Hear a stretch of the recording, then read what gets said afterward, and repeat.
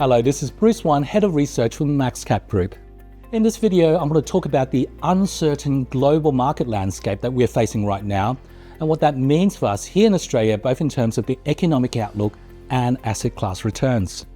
Certainly, we're having an eventful year in 2025. There's been a dramatic escalation in the global trade war.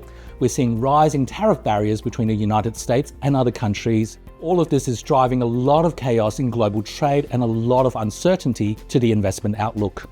So far, the financial market response has been striking.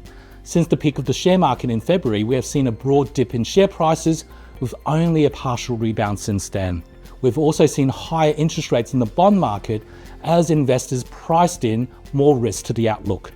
Meanwhile, the global economic outlook is weakening.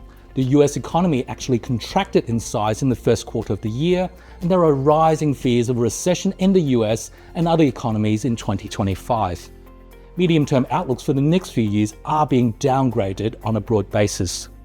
Amid all of this economic and market volatility, investors are looking keenly around for a shelter in a storm, whether that is a more stable economy or more resilient asset class. From an economic perspective, Australia stands up very well as an island of stability, having demonstrated strong resilience over a long period of history that included the Asian financial crisis, the tech wreck, the global financial crisis, and most recently, the Great Lockdown. There are clear reasons for this resilience historically, with robust population growth supporting firmer demand, low interest rates supporting domestic sectors at a time of weaker export demand, and a flexible exchange rate that improves export competitiveness during a global downturn. In 2025, most of these shock absorbers are working again to support the domestic economy, much like what we have seen in previous cycles. Population growth is still strong despite some easing in net migration. Interest rates are falling with predictable positive effects on firmer consumer spending and housing construction.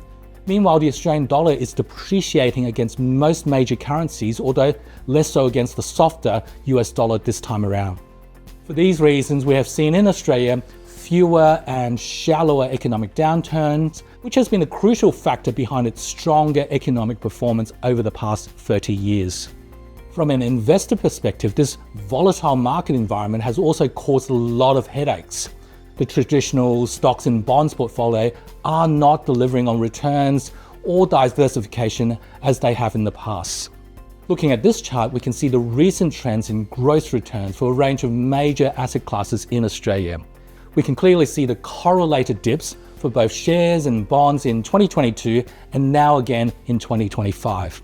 Indeed, stocks are coming under more pressure right now as tariffs weigh down earnings and confidence. At the same time, bonds are being hit by inflationary tariffs and recessionary concerns. As a result, portfolio returns are looking weaker and less resilient. In this context, investors are looking at alternative options like private credit, which is benefiting from two major trends in the market: the shift from public to private markets and the shift from equity to debt. At the same time, private credit, particularly in segments like commercial real estate debt, have continued to deliver resilient returns across the full economic cycle, despite low interest rates and more competition in the market.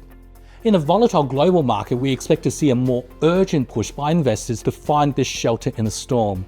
Over time, we do expect that to drive more interest in Australia as an island of stability and private credit as a source of resilient returns. You can read more about this in our latest research report. You can also reach out and have a chat to our capital team about the potential opportunities in this space. This has been Bruce Wan for MaxCap Group.